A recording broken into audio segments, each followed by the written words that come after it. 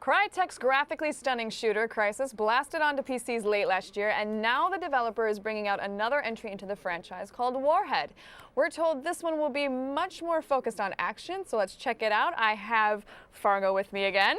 Thank you. Didn't get too far, did you? No, I didn't get away. Didn't get away. I wouldn't want to miss this one. So, you know, I understand Warhead has a lot more action, and so I thought we'd let the game do the talking here. Let's fire it up and let's see what we can destroy, and maybe have you talk us through some of the high points here. Yeah. So we got Jason driving this, which is awesome. I hope he does us proud. So what we see here is part of the demo we have on the show floor. We brought part of the second level, which is called Shore Leave.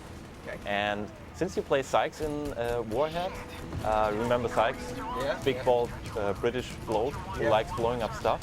Yeah, he's the kind of guy you'd want to play. Yes, so he's like the cool dude you want to play. And this basically drove the development of of Warhead. So everything we tried to come up with had to sort of fit in with Sykes' personality. So we thought, what would this guy do? What would Sykes do in this moment? And a lot of the times the answer was, well, he would blow up shit. And so this is where we are.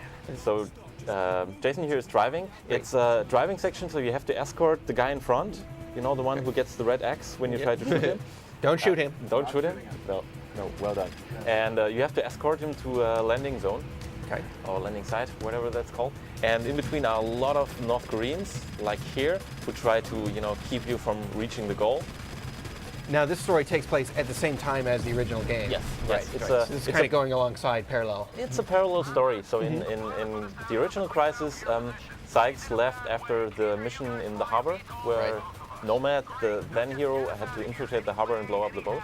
And he got orders from mysterious orders from the captain to go and take care of something, which this is.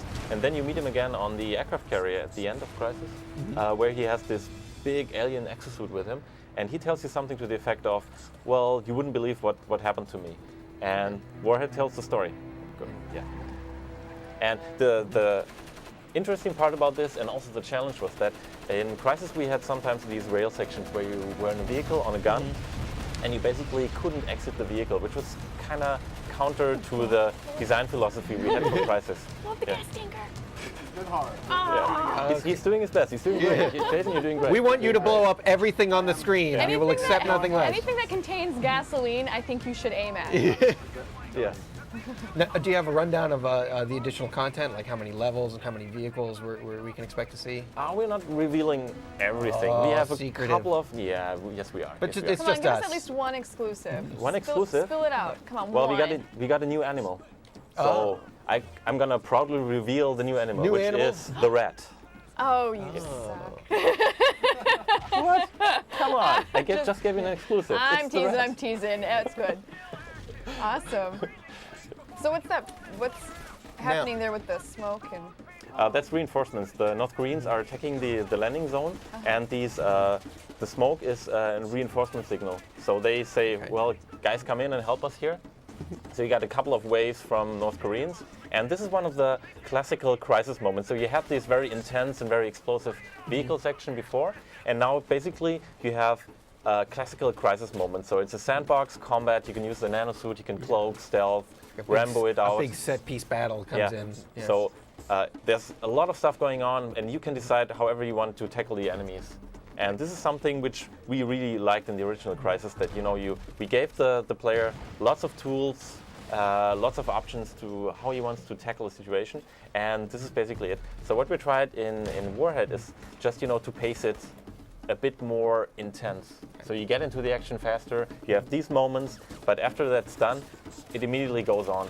Now, will your cyber suit... Let me cut you off because we're just running out of a little bit of time. Great. Oh, sorry. We're going to move on to the mysterious Q&A from our readers that you were nervous about earlier. Oh my God. All right, so Sanborn wants to know, you're going to find out, is the game going to be open-ended like the beginning of the first Crysis, or more linear like the end part of the first game, which I think you kind of already answered a little bit. Yeah, I hope I did answer that. So we have no linear section like in the original Crysis. The last third of the game was too linear, even for our taste as a developer. So we made extra and double sure that this is not happening in Warhead. That's good to hear. Yes. Awesome. Absolutely. Perfect. Well, thanks for the demo, guys, and more Livewire with even more games in just a little bit. Thank you.